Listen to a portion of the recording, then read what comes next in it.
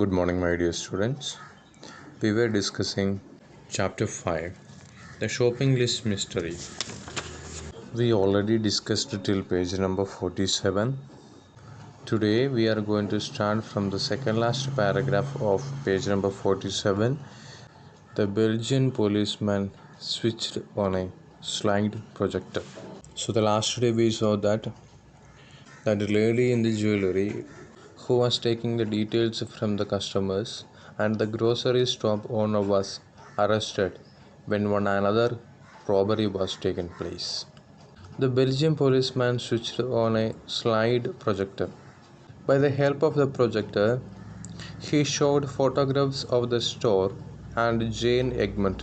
He also showed the copies of the shopping list written in small spotting letters. The final slides showed the items found in her car at the time of arrest, including a child's school bag and a folder with some sheets of music in it. Often, Jane would drop her daughter off for her piano lessons before she went shopping. The last slide remained on screen for some time as the Belgian policeman explained all the methods they had used to break the shopping list code, including using advanced computers and even getting a visiting expert from France. So that gentleman on the stage said, since there was no proof that Jane Egmont was guilty, she committed these all crimes. She was released, and most unfortunately, we could not round up the thieves either. So they were not able to find out the real thieves, those who were doing this big crime. Though Sandeep enjoyed hearing about the shopping list misery, a strange restlessness constantly bothered him from the rest of the evening. In Signor Sachurin's hotel suite, eating a splendid dinner along with his uncle, Sandeep's mind was not on the food or even on the famous violinist. His mind kept going over the event of the evening. He was deep in thought when suddenly he heard his name being mentioned. My nephew is a keen violinist, Uncle Sagar was saying. By hearing this, Saturnian remarked, a young violinist, huh? Perhaps he would like to ask me a few questions too. But our Sandeep was totally unprepared. I, Signor Saturni, he was searching for words because he was not actually prepared. I wanted to ask you whether, and then in a flash everything became clear to him. He said, I wanted to ask you about the Nutcracker suit, he exclaimed. But this is the Maharaja suit, not the Nutcracker suit, said Uncle Shaker, puzzled by his response. I think he is a little nervous, he apologized. By hearing that, Sandeep became a little angry and he said, I am not nervous. The mystery about the shopping list code lies in the sheet of music and not in the shopping list. What nonsense are you talking, Sandeep? Uncle said, visibly embarrassed. No, Antonio Sacchireni interrupted. Violinists never talk rubbish. The only thing I like almost as much as my music is a good mystery. Tell me all about this mysterious shopping list, young man, said Sacchirini. So Sandeep told Senior Sacchirini as best as he could. What others find difficult, we musicians find easy. This was the words of a skilled and a well-known musician.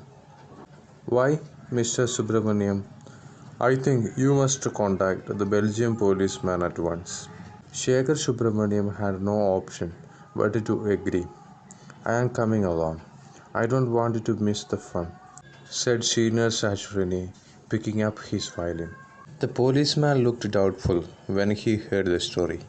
But when someone as famous as Antonio was interested, he thought he better agree to project one of his slides onto the wall of the hotel room.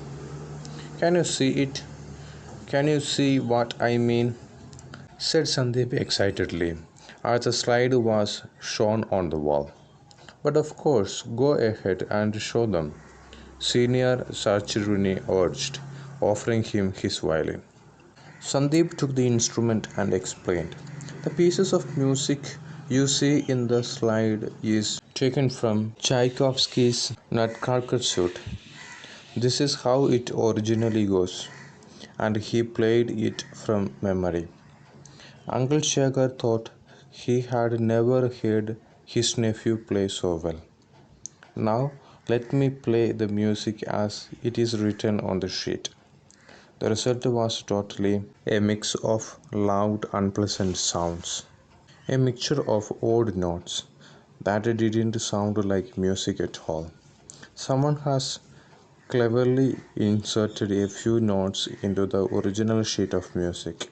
Look, Sandeep read out the names of the musical notes appearing on the slide. A, B, C, sharp, D, A, D, A, G, A, F, E, A, B, A, C, A, C, C, E. I have got it, shouted the policeman in delight. Ada Gavru is one of the wealthiest women in Brussels and she lived on the Rue de Bacac. She was robbed at gunpoint. Her name and address are in the music sheet. You have done it, young man. You have given up a proof of Jane Ekman's dishonesty. Questioning her daughter and the piano teacher might lead us to the gang who did the actual robbery. It was a few days for the Belgian police to sort out the matter and find out Jane Ekman's link to the gang of thieves and round them up. Jane was charged with being a person who helps someone commit a crime. The Belgian Police Department sent a special letter of thanks to Sandeep.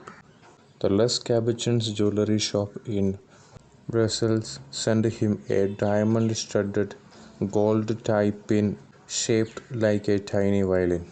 From Antonio Sarcerini, there was a surprise gift too, a beautiful, very expensive violin with a note that read, "To my young friend, Sandeep," a world-class violin to match his world-class talent. How proud Sandeep's father was and how delighted his mother was. But what thrilled Sandeep the most was that on the same day that Gayatri's name appeared on page 6 of the newspaper as one of the winner of the Maths Olympiad, Sandeep's name and his photograph made in the front page.